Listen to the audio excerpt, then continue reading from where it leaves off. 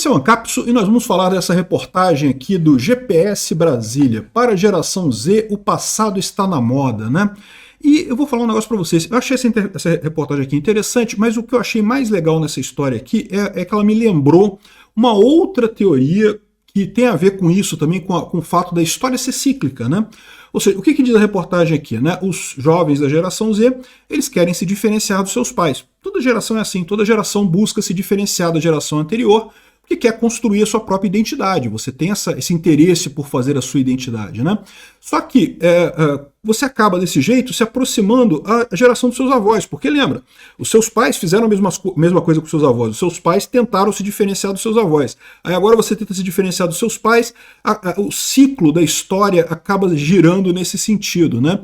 E isso leva ao ponto que eu vou falar mais nesse vídeo, que é justamente essa teoria da quarta virada, que é uma teoria do William Strauss e do Niall Howe, escritores americanos, e que explica muito sobre o que está acontecendo agora. Você pode acreditar, pode não acreditar nela. Eu tenho minhas dúvidas sobre essa teoria, tá? Eu vou explicar depois no final porque eu não acredito 100% nessa história. Mas tem alguns pontos que são importantes aqui. Essa notícia foi sugerida por Liberal é o Caminho, Mini Reator Nuclear para Fugir da Light e várias outras pessoas. Obrigado aí ao pessoal que sugeriu notícias lá no nosso site, no visãolibertaria.com, e obrigado a você que está assistindo o nosso vídeo. Se você gosta do nosso conteúdo, por favor, deixe o seu like, se inscreva aqui no canal, né?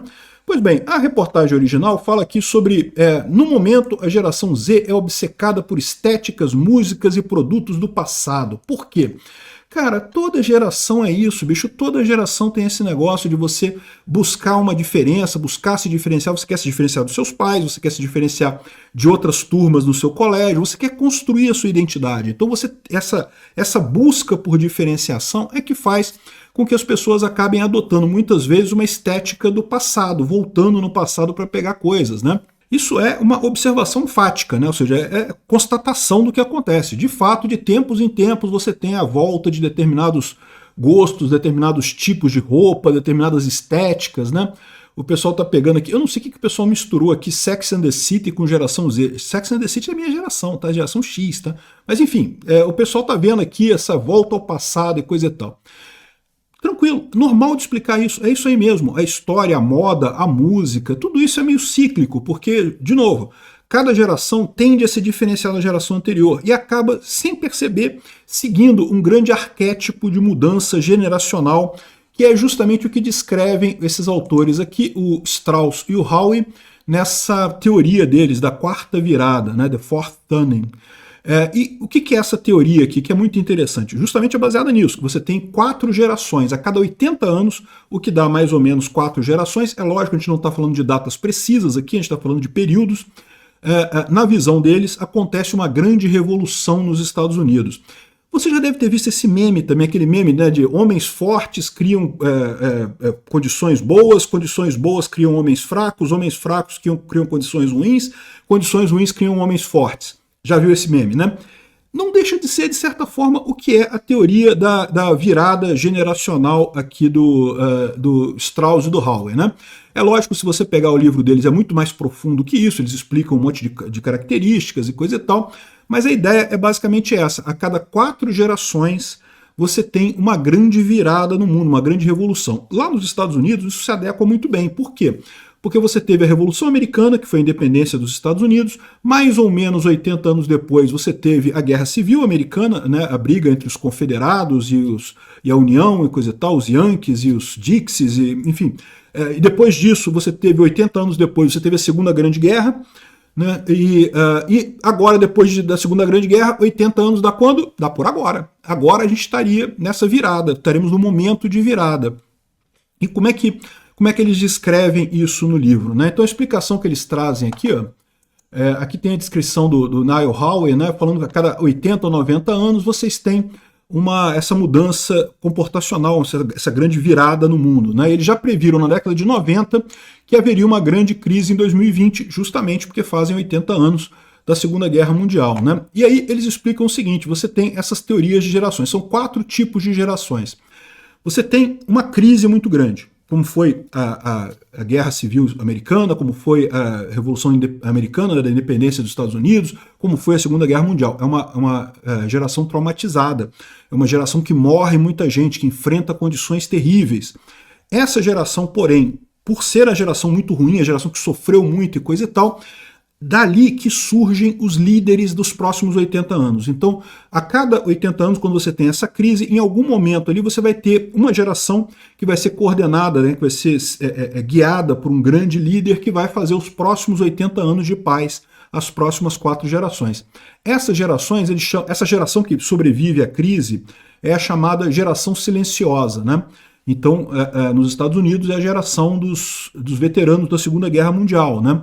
Geração silenciosa porque tipicamente sofreram muito, então eles são quietos, muito trabalhadores, com senso de união muito grande, de privilegiar o coletivo ao invés do individual, né? Então você tem essa importância toda da geração silenciosa, é a primeira geração depois da crise. A segunda virada, né, o segundo giro, a segunda geração, eles chamam de verão. Eles têm esse negócio também, né?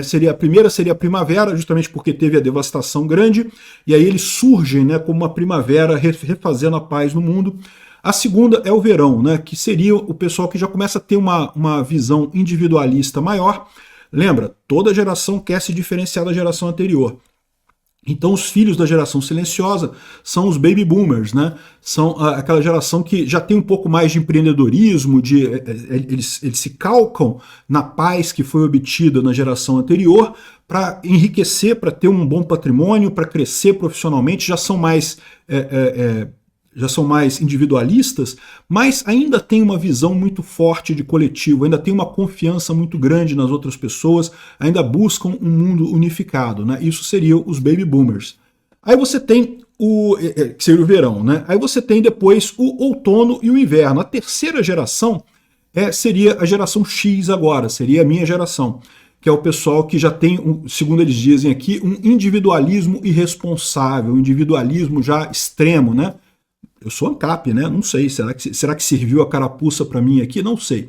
Mas, veja, embora eu seja ANCAP, embora eu privilegie o indivíduo sobre o social, e eu deixo isso muito claro, que realmente o indivíduo é o foco principal, o fato é que, em momento algum, eu nego a importância da coletividade. Tá? Eu sempre deixo muito claro aqui que eu acho que o ser humano é um ser que foi feito para viver em sociedade. A gente tem que respeitar o próximo, a gente tem que ter uma ética na convivência humana, porque é essencial, a gente foi feito para viver em sociedade.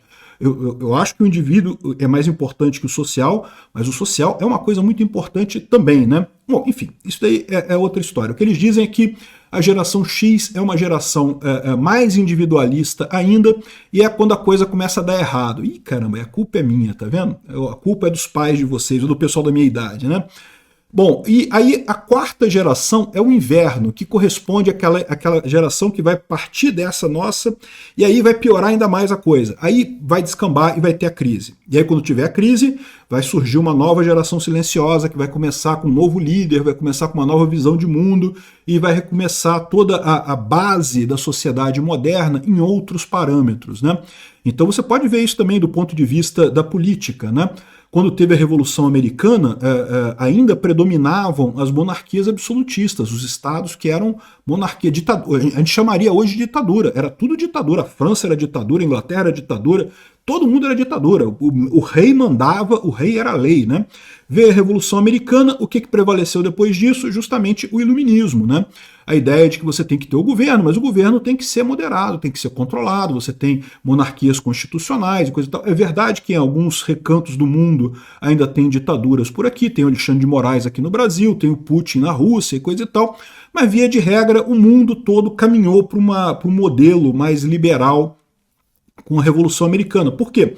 Justamente George Washington, a Revolução Americana, foi o estopim dessa nova virada. Ele acabou virando o arquétipo para todo o mundo, para os 80 anos seguintes, né?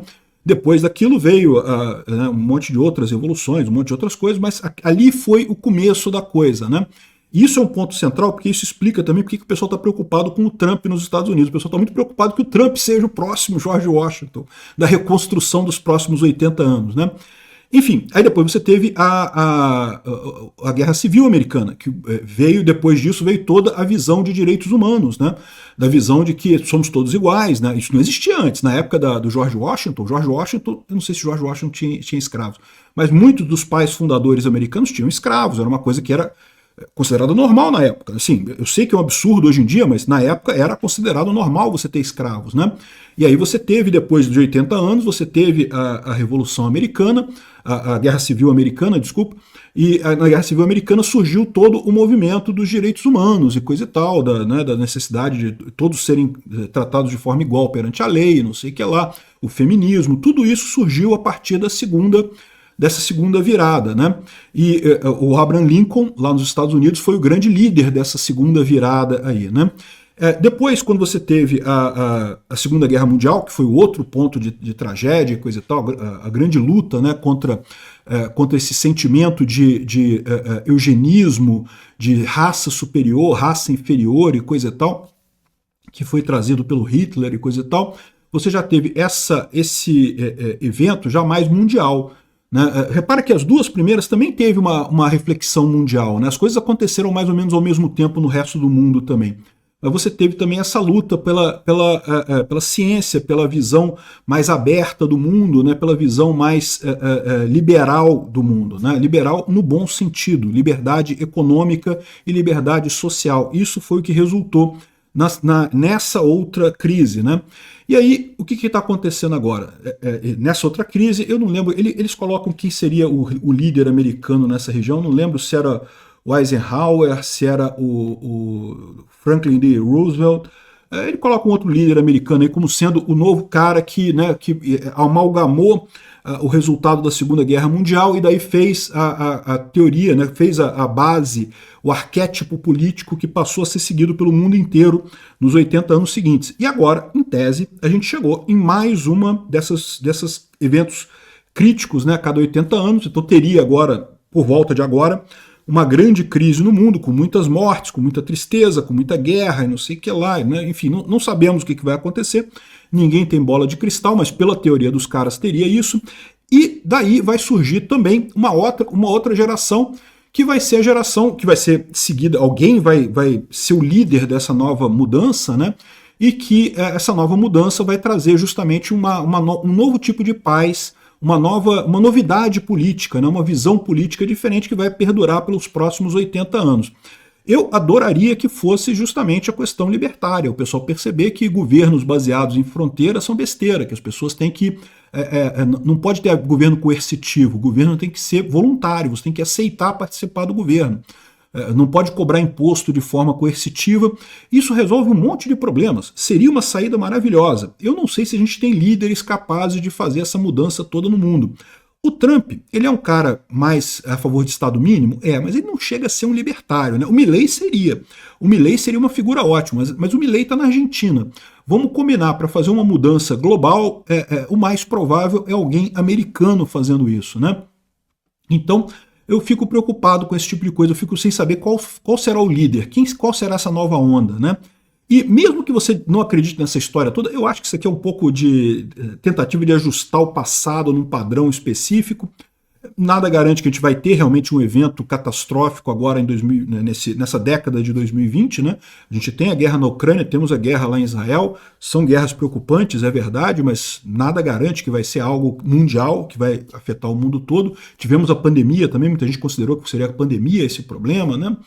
Enfim, mas olha uma coisa importante, por que os democratas estão tão chateados de terem perdido essa eleição? Justamente porque eles esperavam que fosse um democrata, que fosse o definidor da próxima onda, né, da próxima grande, os próximos 80 anos, né, quem vai definir o processo político dos próximos 80 anos. E agora a gente está com o Trump. Quer dizer que vai ser o Trump, essa figura que vai reerguer o mundo com base num outro princípio e coisa e tal? A gente não sabe, né? Vamos ver o que vai acontecer aí nos próximos anos. Não sabemos o que vai acontecer, se vai ser o Trump, se vai ser o Milei, se vai ser o Bolsonaro, né? Quem sabe? A gente não sabe quem vai ser essa figura que vai unir a geração Z, que vai ser essa geração silenciosa, a próxima geração silenciosa, e que vai construir a paz dos próximos 80 anos.